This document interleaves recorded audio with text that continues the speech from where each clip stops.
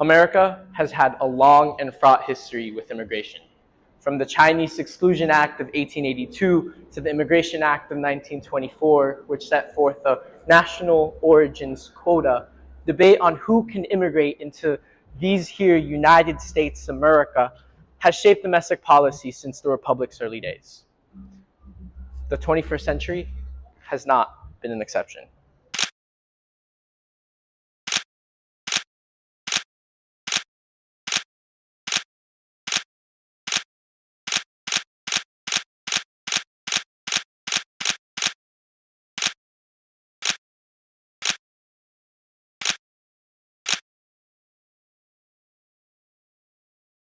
The first 100 days of a presidency tends to serve as a benchmark for the incumbent's successes, setting the tone for the rest of their term.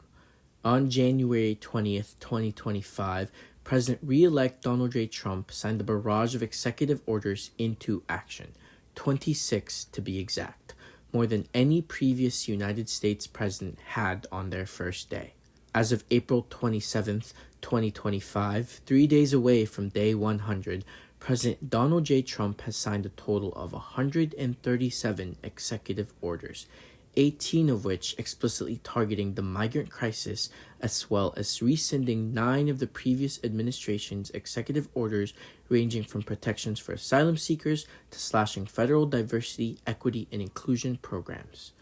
From EO 14167, which clarifies the military's role in protecting the territorial integrity of the United States, to EO 14159, seeking to protect the American people against invasion, all of these executive orders fall cleanly into Trump's America First priorities, one that promises to make America great, affordable, and safe again, from enemies external and within.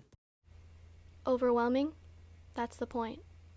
It is obvious Americans are suffering through a period of unprecedented economic hardships. With the whirlwind forces of the housing crisis, rampant inflation, the rising cost of living, and the decline of employment, not to mention $12 eggs.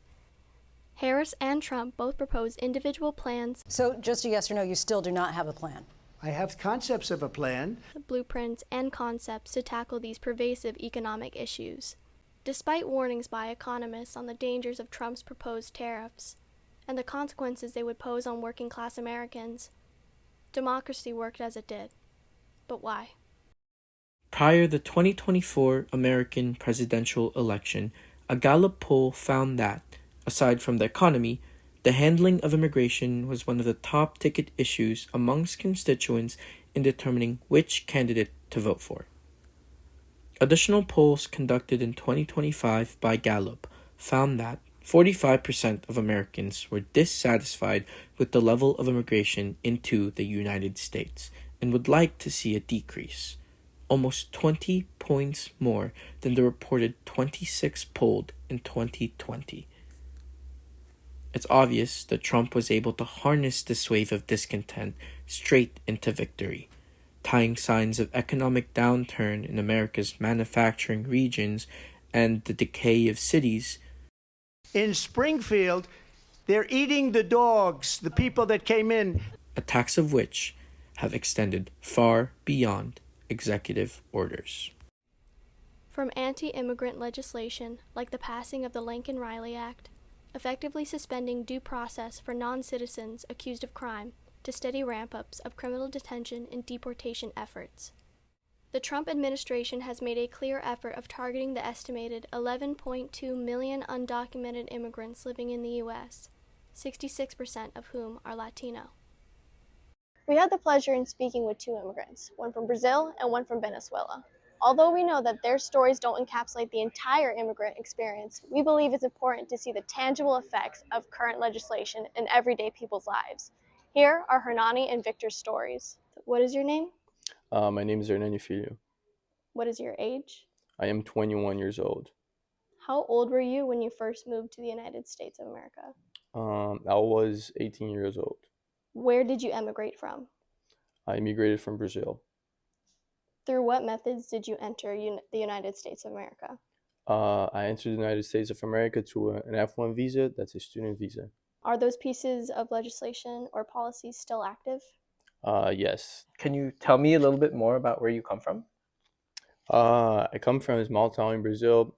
It isn't that small. It's around like 600,000 people. It's called Anápolis, Goiás.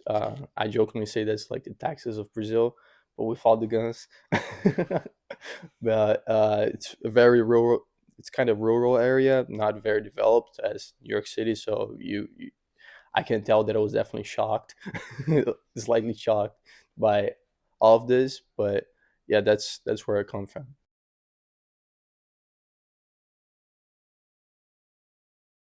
It was during the pandemic. I was like 16, and then one day I just decided that I wanted to come to study in the United States, because first I thought, okay, I'm gonna go to this other state in Brazil to go study, but then I saw that like the grades that were needed to get into universities, the university that I wanted in that state was kind of low. So I was like, okay, so let me try to be a little bit more ambitious.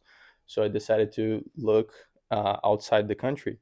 And then at the time, I wanted to do journalism, and I searched the best journalism schools around the globe, and most of them were in America. So I decided to learn more about the process and apply to the universities in the United States. Uh, I applied to 12 schools, got accepted into 7, and I got a full scholarship at Long Island University in Brooklyn. So that's why I ended up coming to New York. Your major is journalism? No, actually, I changed my major. I'm in finance now. Since you're here on a student visa and things are changing or could possibly change, do you have any fears in the future? Uh, I don't necessarily fear for myself, but I definitely think that the policies and the visa that allowed me to be here and have this opportunity to study in the United States might not be as widely available as it is right now to international students in the future.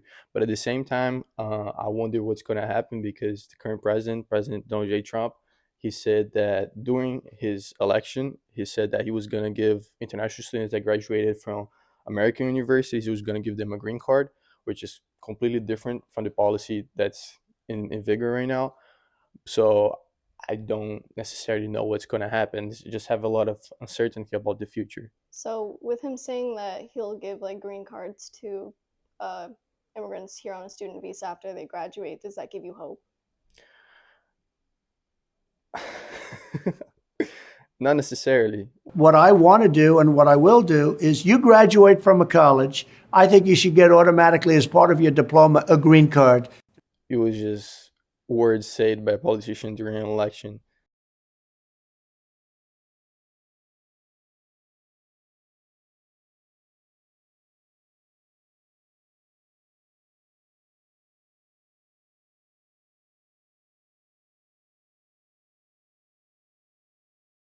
Last week, President Trump used the Alien Enemies Act to deport more than 200 Venezuelan migrants. And now there's word of another deportation. What is your name? My name is Victor. What is your age? I'm 30 years old.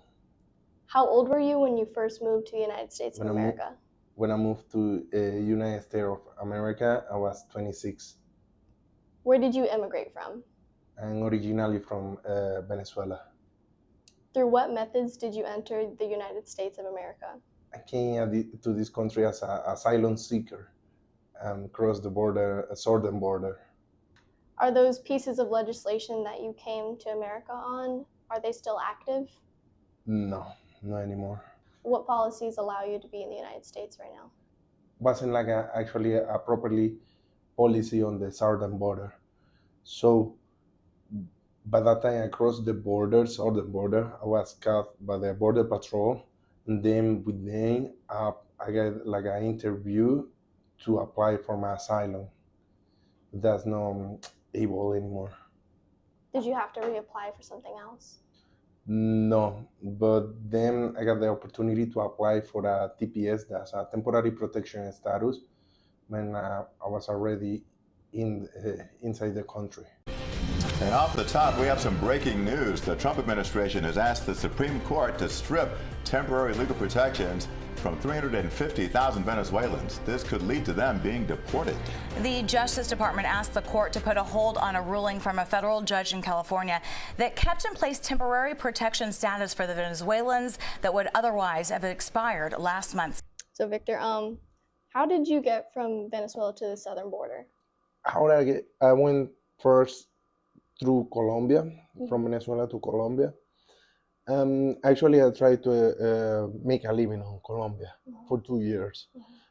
Colombia is a country that for Venezuelan we don't have any right, like actually a right to make a living over there. No employment authorization, no way to get even like a bank account or a way to get registered on the country, more than just number as a immigrant population over there, and that's it. So after COVID on 2020, like my situation over there was actually really weak, really delicate. I got two options: or move forward, or then go back to Venezuela. And go back to Venezuela was an option for me, even my family that was with me in that moment. So I moved from Colombia to Mexico, and then to Mexico I walked until the southern border USA. I got over there on that's called San Luis del Rio, Colorado, on Mexicali, and it's the border with Arizona. The enter point it's called, I don't know, I say it good. It's called Yuma. I got caught by the border patrol over there. Those officers of the border patrol, they keep me in a detention center for 3 days. On those 3 days, I got the interview that is the credible fear. After that, I start my process like an asylum seeker.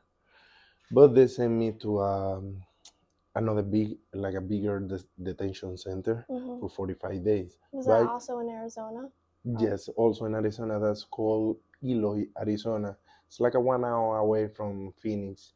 But they call that like a detention center, but actually it's a properly jail. You know what I mean? With a big, like a big space building with small cells where you can fit. It's like a 6 feet along the cell with the restroom and everything there. How many people were in this, like the cell with you? Or is it just you? On the cell we were just two. They try to keep two by cell because that's actually the amount of people that can fit over there, because just 2 beds. But the thing is, by that time we got like on lockdown back COVID. We're still being like in those kind of rules. So we spent 23 hours and a half on the cell. Just we got daily just 30 minutes out the cell to make like a call and also take a shower, and then back to the. Did they have you wearing masks? Pardon me? Did they have you wearing masks? Yeah, most of the time. Yeah, because they still been like with those COVID pandemic restrictions. Even inside the, I can call that jail, yes. Even inside It's a jail, yeah. What's a fucking jail? I'm telling you, inside the jail. The way that we are portrayed on the media, you know what I mean? It's like doing the generalize that all of us, we are the bad guys, we are the criminals, we are just prostitutes, and that is not true. Because also the fact that actually that happened with a really small percent of our community.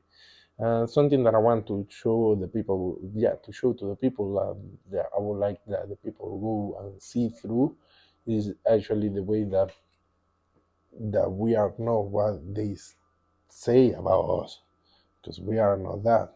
You know what I mean? I think that I can say that we are actually a really kind and unique, solid and resilient community. From seeking higher education to safer work opportunities, Hernani and Victor's stories has echoed something that all Americans can relate to: a dream, one for better conditions for themselves and their families. As Trump's presidency marches on, fueled by discontent stoking the fire of fear, it is more important now than ever before to stay informed and active. The most radical thing we can do in the face of what lies ahead is extend understanding to each other. The Americans facing the brunt of economic downturns to those swept up by harmful rhetoric, and those, like Victor, who have come to call America home.